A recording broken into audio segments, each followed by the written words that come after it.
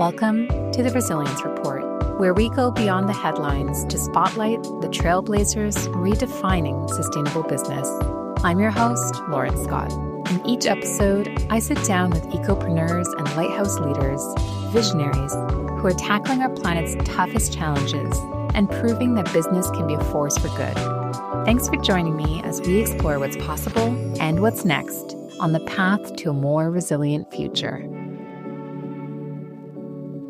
Welcome back, everyone, to another episode of the Resilience Report. This one is a solo episode, and the way I like to use a lot of solo episodes is to dive deep into some of the questions that you send in. And one of the questions that I consistently get from listeners is, can I talk about the concept of B Corp companies? So some of you might be familiar with this name. You might be familiar with some of the brands. I'm personally wearing a Patagonia sweater for anybody who's watching this on YouTube. And we often associate this B Corp certification as a stamp of approval when it comes to being a more responsible company. It is a lot of work. And so there are a number of different leaders in the sustainability space that have reached out to ask me, is it worth it? We've actually had a number of different guests on the podcast who are B Corp certified at their own companies, and they've shared a little bit more about this process. But what I want to do today is really talk about the state of B Corp, where we are in 2025, the risks and opportunities that come with it, some of the numbers behind the growth globally,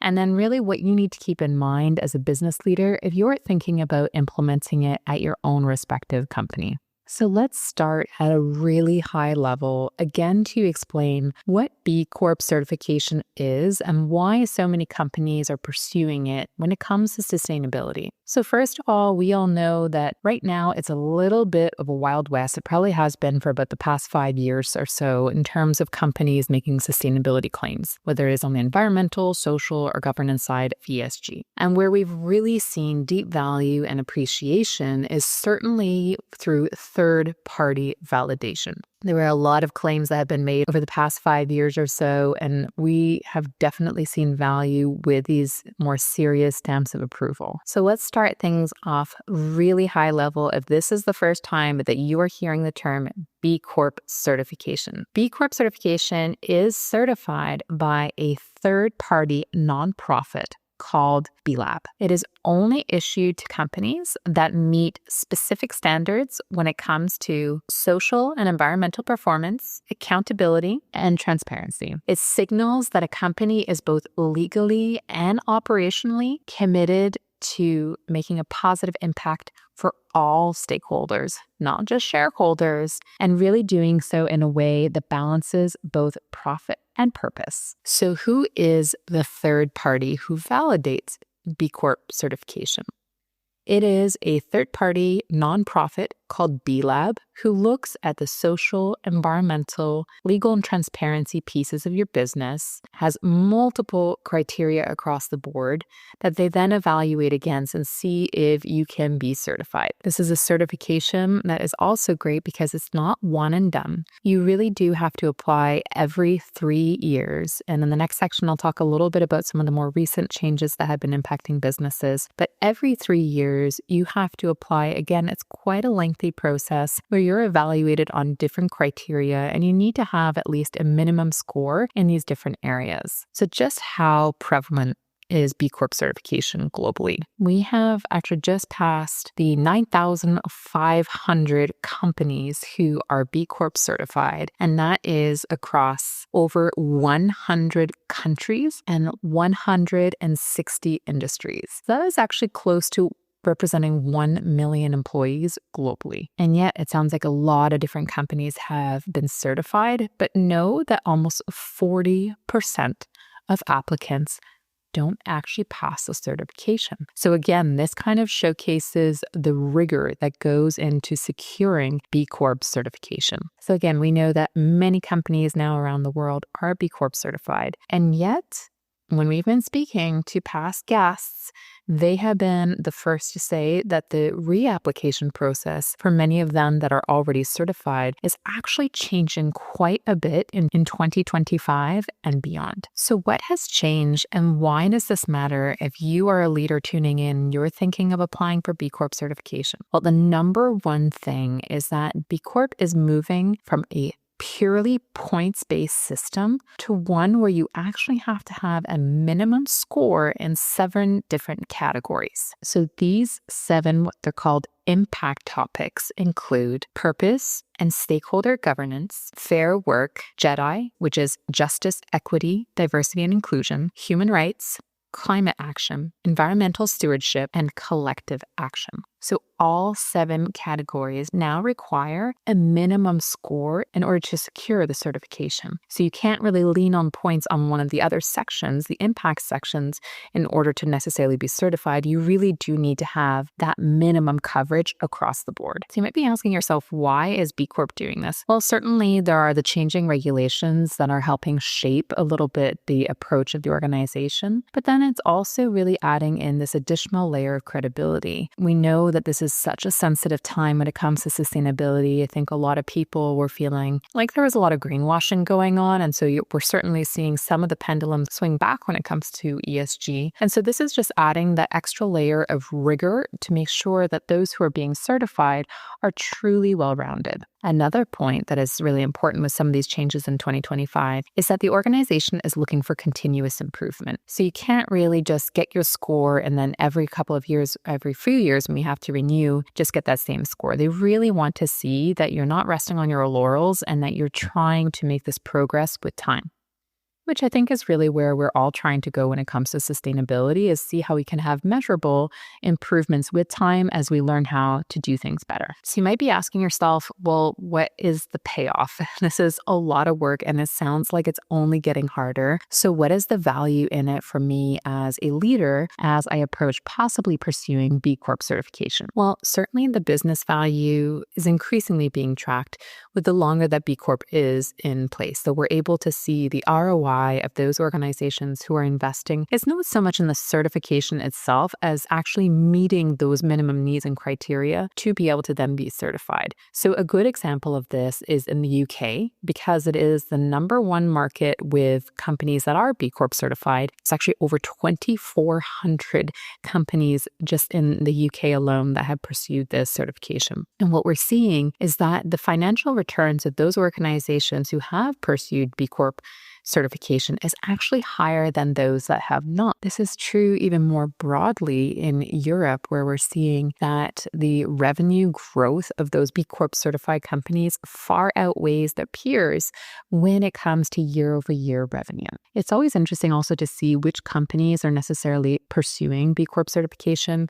You might imagine, and you're right in this case, that it is a lot of B2C companies, so those where the consumer demand and pressure to have more responsible companies is coming into play. So we see this with food and beverage and apparel, but we're also seeing this now increasingly extend over into the tech and even the finance space. And of course, coming at this from the angle of the resilience report, there is certainly a link between resilience and those companies that are B Corp certified. Think about it. If you are looking at all of those different factors, the environmental, social governance, transparency, all those different elements, and trying to continuously improve, you are essentially setting yourself up to be more resilient in the face of the various forms of change facing yourself as an organization. This continuous improvement mindset is absolutely what we need to look for as leaders and as companies moving forward, certainly in what will increasingly only be a time of change, is making sure that we are resilient and able to bend and flex based on those different environments. And I've talked about it time and time again, but from a talent perspective, so we definitely just heard from a revenue perspective, it can really play in our favor from both a revenue and a turnover perspective. However, this is also true in terms of attracting and retaining talent. Again, we know that the pendulum has somewhat swung right now with ESG, but we're still seeing studies come out around the world where employees are still asking for companies to match their value system. So if we're working, whether it's a 40-hour week or a 60-hour week plus, We want to make sure that we're pouring our time and our energy into those organizations that we truly believe in.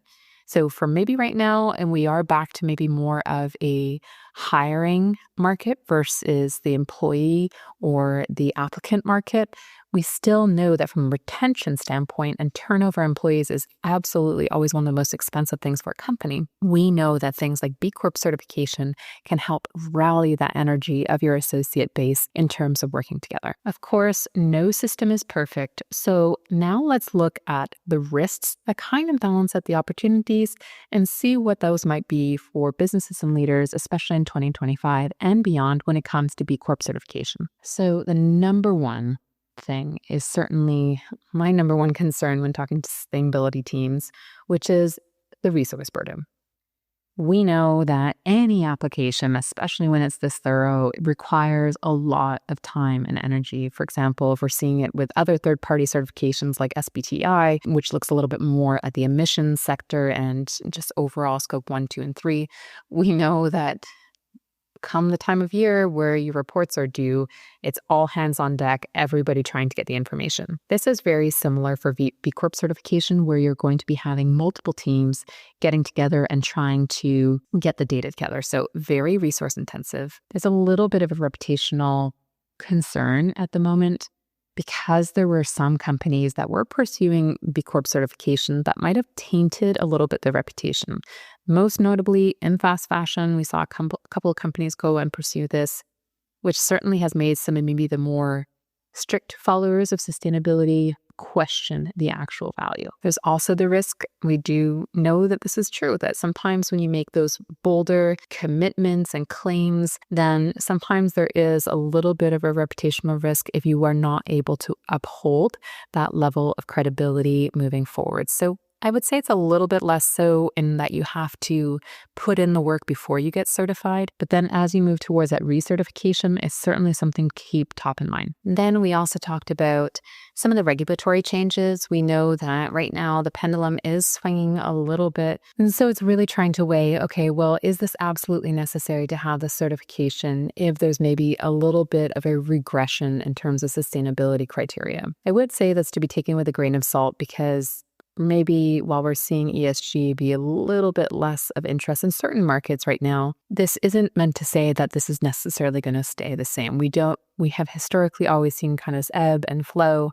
And so certainly I'd say the investments can just help you in that longer term. So while these challenges are really quite clear and honestly quite possible, especially I'd say that resource component, let's really just look at how even with these risks and challenges, there are true opportunities for you and your business to pursue this year and beyond. The first is I would say that while there are close to 10,000 companies now that are B Corp certified, there's absolutely an opportunity to still be a little bit more of a first mover. And that is particularly true if you are in an industry maybe beyond B2C. I still think within B2C that there is tremendous value of being one of those first companies to do so. And you do still get to lean into kind of that beauty sweet spot in that there are now 10,000 companies who are registered for it and certified with it, that there's a little bit of brand equity in terms of the general public understanding what that certification means. And yet at the same time, it's not everybody who has it. So there is that first mover advantage opportunity. Another great opportunity is to use B Corp certification and its criteria as a little bit of a guidepost for you and your company. So you can actually use it to diagnose where your organization sits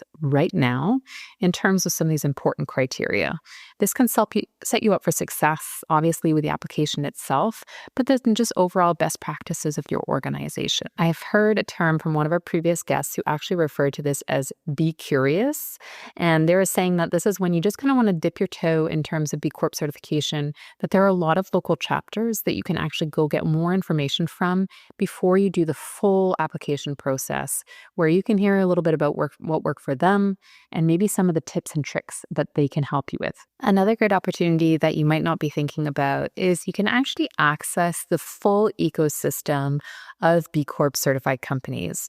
What you tend to see is folks who have successfully secured certification are often the first who really want to extend a hand and be able to support others who are interested and who then want to be certified itself. So through B Lab or through the B Corp certification, you're able to access all of these other companies to learn from them and kind wanted to share best practices. If you are a business or a leader looking to pursue B Corp certification, some of the first opportunities really is use it as a diagnostic tool to really assess where you stand as a company right now, map some of the governance and legal changes that you might need to take, and then use a certification as your resilience roadmap. See where your strengths, where your weaknesses are, where you can continue to see that improvement throughout to make sure that you are taking into consideration the full realm of sustainability initiatives when it comes to your business. So just quickly to recap, B Corp certification is increasingly a third-party validation out there that companies are leaning into and consumers are turning toward to ensure that they are supporting companies that are in line with their values. We do know that B Corp certification continues to grow globally around the world, with certain markets like the UK driving those initiatives. We also know that it's getting a little bit more challenging to secure the certification. This is both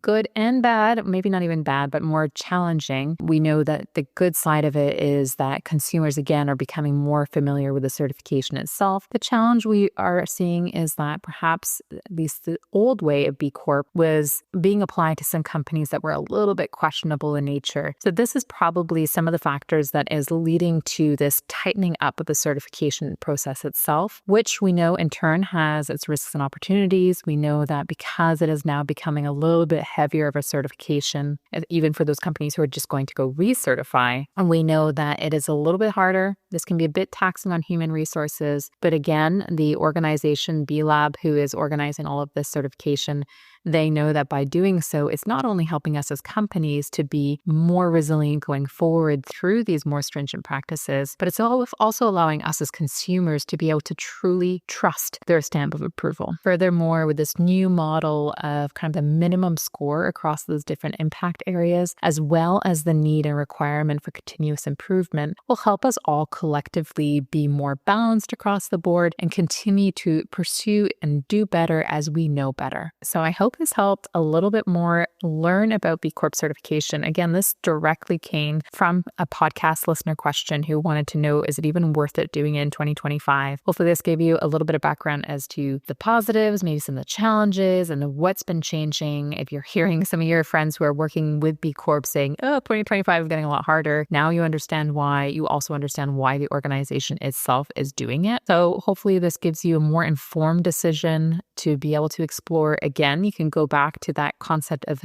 be curious with regards to B Corp, and you can do a little bit of research in your own neck of the woods to see what organizations are available there for you to dig into. You can also do a self-assessment using their criteria, do a diagnostic at your own company to see where you would stand even with prior to doing the certification. It can help you see maybe where some of your blind spots are right now that you can pursue as an organization. And then if you do decide to pursue it, you then get access to this brilliant, deep network of like-minded organizations all around the world, because we know the sustainability is one where we really do have to work together. So it is a great opportunity for you to explore that with like-minded organizations. If you have other concepts that you would like me to dive into, please do not hesitate to reach out. You can find me on YouTube, LinkedIn, and Instagram, where you can submit your questions directly. Until next time.